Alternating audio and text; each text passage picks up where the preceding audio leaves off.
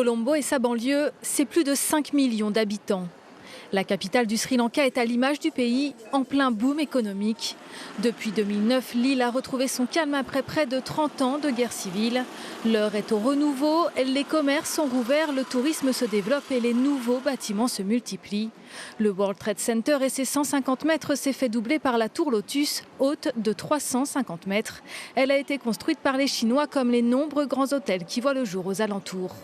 Mais tout le monde ne profite pas encore de ce développement. Dans la banlieue de Colombo, le long de la voie ferrée, des petits villages de pêcheurs se sont construits ces dernières années, là où le tsunami avait tout dévasté en 2004. Beaucoup avaient perdu leur logement et ont dû se reconstruire de petites cases. Lorsqu'on peut pêcher à deux, on doit partager le salaire. Ça fait 250 roupies chacun, c'est-à-dire un peu plus d'1 euro. Mais il me faut 2 euros pour nourrir mes fillettes, des jumelles, et on ne peut pêcher que 6 mois par an.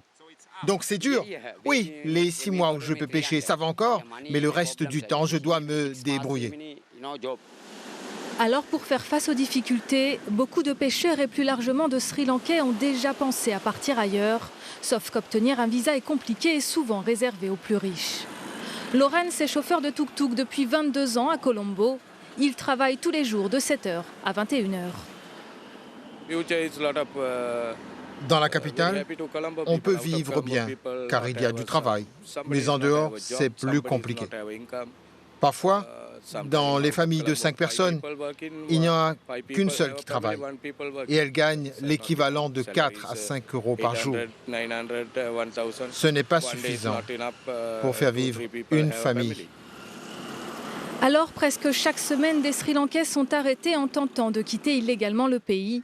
Ils comptaient traverser l'océan Indien pour rejoindre l'Australie ou encore la Réunion, très peu connue au Sri Lanka, sauf dans les ports de pêche.